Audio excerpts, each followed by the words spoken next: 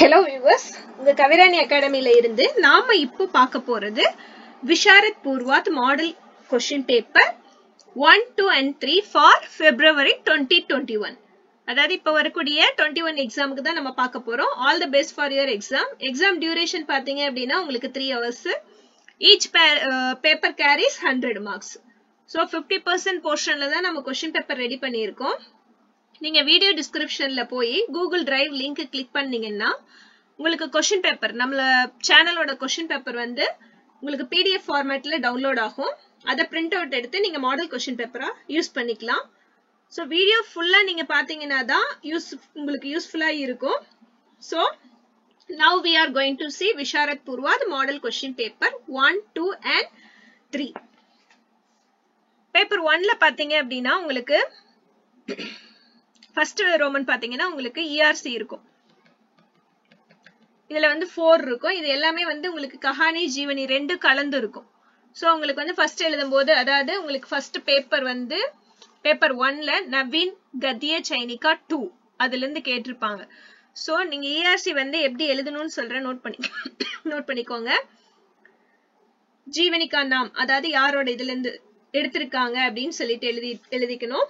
அப்புறம் அதுக்கு கீழே லேஹக்கா நாம் சப்போஸ் அது கஹானி அப்படின்னா ஃபார் எக்ஸாம்பிள் போலாராம் கா ஜீவ் வந்து கஹானி. சோ அதுக்கு வந்து நம்ம கஹானிகா நாம் கஹானிகார்கா நாம் அப்படின்னு சொல்லிட்டு எழுதிக்கணும். அதுக்கப்புறம் லேஹக் பரிச்சை அதாவது கஹானிகார்கா பரிச்சை ஜனம்ஸ்தான் சாஹித்யிக் பரிச்சை ரச்சனா ஏம் வியாக்கியா விசேஷ்தா. சோ இது 5 பாயிண்ட்டும் காமனா இருக்கணும். என்னன்னு மறுபடியும் சொல்ற நோட் பண்ணிக்கோங்க. கஹானினா கஹானிகா நாம் கஹானிகார்கா நாம் ஜீவனி அப்படின்னா ஜீவனிகா நாம்னு போட்டுட்டு லேஹக்கா நாம்னு சொல்லிட்டு நம்ம எழுதிக்கலாம். அதுக்கப்புறம் சப்ஹெட்டிங் பாத்தீங்கன்னா ஜனம்ஸ்தான் சாஹித்யிக் பரிச்சை. சப்போஸ் சாஹித்யிக் பரிச்சை வந்து தெரியல அப்படின்னா ஒன்னும் பிரச்சனை இல்ல. அடுத்தது ரச்சனா எங்கு போய்க்குங்க வியாக்கியா விசேஷ்தா. அதுக்கப்புறம் நெக்ஸ்ட் இதுக்கு 20 மார்க்ஸ் இருக்கு உங்களுக்கு. நெக்ஸ்ட் செகண்ட் ரோமன் பாத்தீங்கன்னா ஏதோ ஒரு ஸ்டோரி அதாவது போலாராம் கா ஜீவ் அந்த ஃபர்ஸ்ட் 6 எஸ்ஸே சொல்லிருக்காங்க இல்லைங்களா, அதுல ஃபர்ஸ்ட் 3க்குள்ள படிச்சீங்கன்னாவே போதும். போலாராம் கா ஜீவ் நான் ஃபர்ஸ்ட் 2 கொடுத்திருக்கேன். இதுல ஃபர்ஸ்ட் 2 வந்து நான் கொடுத்திருக்கேன். நீங்க ஃபர்ஸ்ட் 3 படிச்சீங்கன்னா போதும். சோ இது உங்களுக்கு பாத்தீங்கன்னா 20 மார்க்குக்கு இருக்கு. சோ எப்படி எழுதணும்னா ஃபர்ஸ்ட் ஒரு ரூப்ரேகா போட்டுக்குங்க. போலாராம் கா ஜீவ் அப்படின்னா இப்போ போலாராம் கா ஜீவ்ல என்ன மெசேஜ் அந்த கண்டென்ட் என்னங்கிறது ஃபர்ஸ்ட் எழுதிடணும். அதாவது கஹானிகா பரிச்சை அப்படின்னு போட்டு ஃபர்ஸ்ட் எழுதிருங்க. அதுக்கப்புறம் சைடு ஹெட்டிங்ஸ் போட்டு மெயின் கான்செப்ட் மெயின் பாயிண்ட் மட்டும் எழுதுங்க. சைடு ஹெட்டிங் கீழே இந்த ஹெட்டிங்க்கு கீழே இந்த கண்டென்ட் அப்படிங்கறத நீங்க ரெடி பண்ணி வச்சுக்கோங்க. சோ ஒவ்வொரு சைடு ஹெட்டிங்க்கும் தகுந்த மாதிரி நீங்க வந்து கண்டென்ட் பாயிண்ட்ஸ் வந்து ப்ரிப்பேர் பண்ணிக்கணும். இப்போ இந்த ஃபர்ஸ்ட் பேராகிராஃப்ல இது எழுத போறோம் அப்படிங்கறது நீங்க வந்து ரெடி பண்ணி வச்சுக்கோங்க. அது அப்படியே 20 மார்க்குக்கு தகுந்த மாதிரி மினிமம் 4 பேஜஸ் நீங்க வந்து எழுதுற மாதிரி உங்களோட இது வந்து நீங்க ப்ரிப்பேர் பண்ணிக்கணும். நெக்ஸ்ட் சரித்திர சித்திரன் நிர்மலா இதுல இருந்து வரும் உங்களுக்கு. அது ரொம்ப ரொம்ப ஈஸி. அதுக்கு பாத்தீங்க நிர்மலா வந்து ஒரு உபன்யாஸ். சோ அதுக்கு நீங்க வந்து ரூப்ரேகா போட்டுட்டு மைண்ட் மேப்னா ஆல்ரெடி நம்ம சேனல்ல இருந்து நம்ம தோதாராம் எஸ்ஸே போட்டிருக்கோம். சப்போஸ் அதை பார்க்காதவங்க ஒரு கிளான்ஸ் போய் பாருங்க எப்படி எழுதணும்ட்டு. அந்த ஃபர்ஸ்ட் இதுலயே பாத்தீங்க அப்படின்னா உங்களுக்கு வந்து அந்த கண்டென்ட் இதெல்லாம் வந்துரும். அதாவது இந்த தோதாராம்க்கு கீழே அந்த ஃபேமிலி மெம்பர்ஸ் யார் யார் இருக்காங்க, அவங்களோட நேம் என்ன, அவங்க என்ன பண்றாங்க அப்படிங்கறதெல்லாம் அந்த கான்செப்டுக்குள்ளேயே வந்துரும். சோ நேம் தெரிஞ்சதுன்னா அந்த நேம் வச்சு நம்ம ஈஸியா அவங்க என்ன பண்றாங்கிறது ஒரு ஸ்டோரி மாதிரி நம்ம ஈஸியா எழுத முடியும். சோ அவரோட 3 சன்ஸ், அப்புறம் wife, second wife, first wife இறந்துருவாங்க, செகண்ட் ஒய்ஃப், தென் அவரோட சிஸ்டர். சோ இதெல்லாம் நீங்க வந்து ஒரு மைண்ட் மேப் போட்டுட்டு அப்புறம் ரூப்ரேகாவோட சைடு ஹெட்டிங்ஸ் கொடுத்து பாயிண்ட் எடுத்து எழுதுனீங்க அப்படின்னா உங்களுக்கு பிரசன்டேஷன் வந்து வண்டர்ஃபுல்லா இருக்கும். பாக்குறதுக்கே உங்களுக்கே வந்து சர்ப்ரைஸா இருக்கும். நீங்க போட்டு எழுதி பாருங்க. நெக்ஸ்ட் அதனோட டிப்பனி நிர்மலா உபன்யாசோட டிப்பனி. சோ அதுல நீங்க எனி 3 செலக்ட் பண்ணி இது போர்ஷனே உங்களுக்கு பாத்தீங்கன்னா இந்த 5 தான். சோ நீங்க எனி 3 செலக்ட் பண்ணி படிச்சீங்கன்னா போதும். நெக்ஸ்ட் கஹானிகா சாரன்ஸ். கஹானினாவே இருக்கிறதுலயே ரொம்ப ரொம்ப ரொம்ப ரொம்ப இன்ட்ரெஸ்டிங்கான ஒரு இது டாபிக் தான் கஹானி.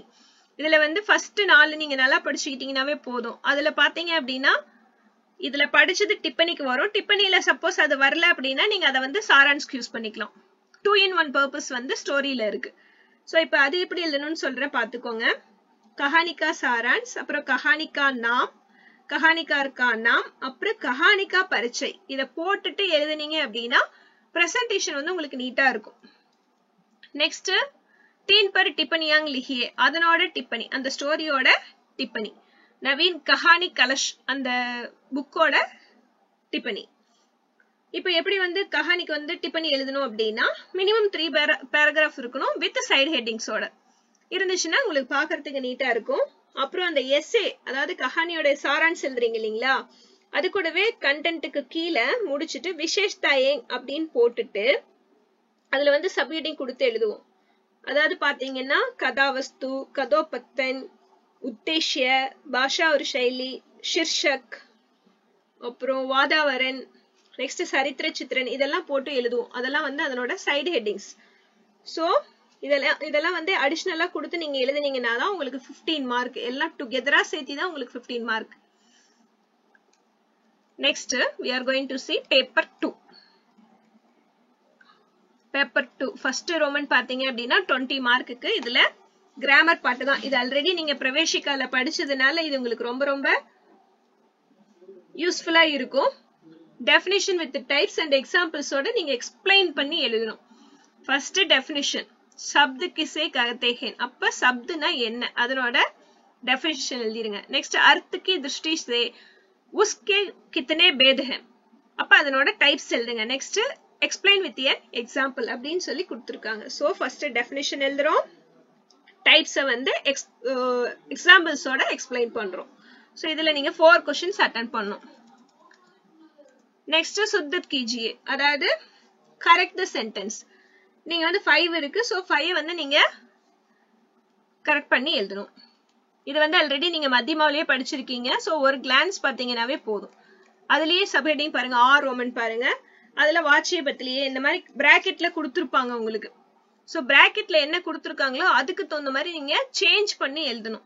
சோ இதுல வந்து நீங்க ஒரு கிளான்ஸ் எல்லாத்தையுமே பாத்துக்கணும். ஏன்னா இதுல கொடுத்துருக்கிறது வந்து மாடல், இந்த மாதிரி கேட்பாங்கன்னு சொல்லிட்டு ஒரு மாடல் தான் நம்ம கொடுத்துருக்கோம். அதனால நீங்க ஒரு கிளான்ஸ் வந்து ஒரு 10 கொடுத்துருக்காங்கன்னா நீங்க ஒரு 6ஆவது படிச்சிருக்கணும் அதுல. நெக்ஸ்ட் லிங்க், வச்சன், இதெல்லாம் பிரவேசிக்கா வரைக்கும் கண்டினியூஸா நீங்க படிக்கிறீங்க மத்தியமால இருந்து. சோ அதெல்லாம் ஒரு கோத்ரூ பண்ணீங்கன்னாவே போதும். நெக்ஸ்ட் தேர்ட் ரோமன் பாருங்க, रूपरेखा देते हुए किसी एक विषय पर निबंध लिखिए. எப்பவுமே நிபந்த் அப்படினாவே நம்ம கண்டிப்பா வந்து ரூப்ரேகா போட்டு தான் எழுதணும். ஏன்னா அவங்க ஒவ்வொரு இதுலயுமே நிபந்த் அப்படின்னு இருக்கிறப்பவே அவங்க வந்து क्वेश्चन பேப்பர்ல மென்ஷன் பண்ணி தான் கொடுப்பாங்க. சோ ரூப்ரேகான்னா சைடு ஹெட்டிங்கோட போட்டு எழுதிங்க. பிரஸ்தாவனா, அப்புறம் கடைசியா விசேஷதா, அது வரைக்கும் நம்ம முடிச்சிருக்கணும். நடுவுல ஹெட்டிங்க்கு தகுந்த மாதிரி கண்டென்ட் தான் நம்மளுக்கு ரொம்ப இம்பார்ட்டன்ட். ஃபர்ஸ்ட் நீங்க கண்டென்ட் ரெடி பண்ணிட்டு கூட அது அந்த கண்டென்ட்க்கு என்ன ஹெட்டிங் கொடுக்கலாம்னு நீங்க யோசிச்சு கொடுத்துக்கலாம். நெக்ஸ்ட் 4th ரோமன் பாத்தீங்கன்னா லெட்டர் ரைட்டிங். இதுக்கும் உங்களுக்கு 15 மார்க்ஸ் இருக்கு. லெட்டர் ரைட்டிங்ல பாத்தீங்கன்னா இங்க நம்ம क्वेश्चन பேப்பர்ல எந்த அட்ரஸ் கொடுக்கறாங்களோ அந்த அட்ரஸ் தான் நீங்க யூஸ் பண்ணிருக்கணும். ஏன்னா படிக்கிறது நம்ம ஒரு அட்ரஸ் படிச்சிருப்போம், ஆனா எக்ஸாமுக்கு வர்றது பாத்தீங்க அப்படின்னா உங்களுக்கு அது ஒரு அட்ரஸ்க்கு வரும். சோ क्वेश्चन பேப்பர்ல எந்த அட்ரஸ் கொடுத்திருக்காங்களோ அந்த அட்ரஸ் தான் நம்ம யூஸ் பண்ணணும். சோ ஃப்ரம் போட்டு எழுதணும், டு போட்டு எழுதணும்னா பிரேஷக். क्वेश्चन பேப்பர்ல எந்த அட்ரஸ் கொடுத்திருக்காங்க அதை வந்து சேவா மேல எழுதிக்கோங்க. அப்புறம் என்ன கண்டென்ட் கொடுத்திருக்காங்க, எதுக்காக அந்த லெட்டர் வந்து நம்ம ப்ரொசீட் பண்றோம் அப்படிங்கறத நம்ம எழுதிக்கணும். இதுக்கு 15 மார்க் உங்களுக்கு. ஈஸியான ரோமன் இது. நெக்ஸ்ட் संक्षिप्त में लिखिए. அதுக்கு வந்து நீங்க பக்கா ரூப் போட்டுக்கோங்க. இதுவும் வந்து ஒரு மாடல் தான். நீங்க ஃபர்ஸ்ட் 5 ஒரு புக்ல இருக்கிறது ஒரு கோ த்ரூ மட்டும் பண்ணிக்கிட்டா போதும். இது எதுவும் படிச்சு மனப்பாடம் பண்ணணும்னு நெசசிட்டி இல்ல. ஜஸ்ட் ஒரு கிளான்ஸ் எப்படி கொடுத்திருக்காங்க, எப்படி எழுதி இருக்காங்க, அதை மட்டும் நம்ம பாத்துக்கிட்டா போதும். பக்கா ரூப் எழுதிக்கோங்க. நெக்ஸ்ட் கச்சா ரூப் வரும்போது ஒரு மெயின் ஹெட்டிங் கொடுத்துட்டு அதுக்கு கீழே ஒரு 5 லைன்ஸ் போதும். அதுக்கப்புறம் கடைசியா பாத்தீங்க அப்படின்னா संक्षिप्तीकरण के पहले कुल शब्द total number of words. அதாவது நீங்க கச்சா ரூப் எழுதுறதுக்கு முன்னாடி எவ்வளவு வேர்ட்ஸ், संक्षिप्तीकरण के बाद कुल शब्द கச்சா ரூப் எழுதுனதுக்கு அப்புறம் எவ்வளவு வேர்ட்ஸ் இருக்கு அப்படின்னு சொல்லிட்டு நீங்க எழுதி வைக்கணும். சோ இதுக்கு உங்களுக்கு 10 மார்க். இதுவும் ஈஸியான ரோமன் தான். நெக்ஸ்ட் अपनी प्रांतीय भाषा में अनुवाद कीजिए. அதாவது translate into regional language. உங்களோட regional language எதுவோ அதுக்கு நீங்க translate பண்ணிக்கலாம். 7th Roman हिंदी में अनुवाद कीजिए. Translate into Hindi. இதுக்கு உங்களுக்கு 10 மார்க் இருக்கு. சோ நான் இங்கிலீஷ்லயும் தமிழ்லயும் கொடுத்திருக்கேன். இது வந்து translation நீங்க வந்து எல்லாமே ஒரு go through பண்ணிக்கணும். செலக்டடா இருக்கிறத பாத்துக்கோங்க. Next we are going to see paper 3. Paper 3 நான் தமிழ் கொடுத்திருக்கேன். சோ டோட்டலா உங்களுக்கு தமிழுக்கும் 100 மார்க் தான். Each question carries 20 marks. ஒரு கொஸ்டினுக்கு உங்களுக்கு எவ்வளவு மார்க்னு பாத்தீங்கன்னா 20 மார்க். சோ பிரிவு 1ல பாத்தீங்க அப்படின்னா உங்களுக்கு 4 இருக்கும். நீங்க வந்து பிரிவு 1ல ஏதோ 3 எழுதிக்கலாம். இல்ல 2 தான் தெரியுதுன்னா 2 எழுதிட்டு பிரிவு 2ல உங்களுக்கு 3. சோ ஃபர்ஸ்ட் பிரிவுல 3 அட்டெண்ட் பண்ணீங்கன்னா பிரிவு 2ல 2 எழுதணும். டோட்டலா உங்களுக்கு 5 क्वेश्चंस வரணும். ஏதோ ஒரு பார்ட்ல வந்து 3 क्वेश्चनோ ஏதோ ஒரு பார்ட்ல 2 क्वेश्चनோ நம்ம அட்டெண்ட் பண்ணோம். உங்களுக்கு ஆன்சர்ஸ் பாத்தீங்கன்னா கண்டிப்பா 3 பேजेसக்கு கம்பல்சரி இருக்கணும். 3 பேजेसக்கு இல்லாம இருக்க கூடாது. சோ இதுல இருக்கிற क्वेश्चंस மட்டும் பார்ட் 1க்கு இதுக்கெல்லாம் படிச்சீங்கன்னா போதும்.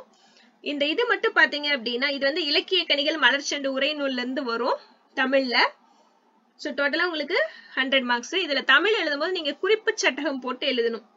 குறிப்பு சட்டகம் போட்டு அதாவது எப்படி வந்து நம்ம ரூப்ரேகா போட்டு எழுதுறோமோ ஹிந்தில அதே மாதிரி நம்ம இங்க குறிப்பு சட்டகம் போட்டு நீட்டா எழுதணும். So all the best for you all for your upcoming exam. Tamil வந்து இதுக்கு ERC பாத்தீங்கன்னா கொஞ்சம் எக்ஸ்ட்ரா படிச்சுக்கோங்க. So all the best from Kavirani Academy. நம்ம சேனலை மறக்காம subscribe பண்ணுங்க, share to your friends. Thank you for watching. So நல்லா படிங்க. இந்த क्वेश्चन பேப்பரை தரவா படிச்சு உங்களோட மாடல் क्वेश्चन பேப்பரை யூஸ் பண்ணிக்கோங்க. Thank you viewers for your support. All the best.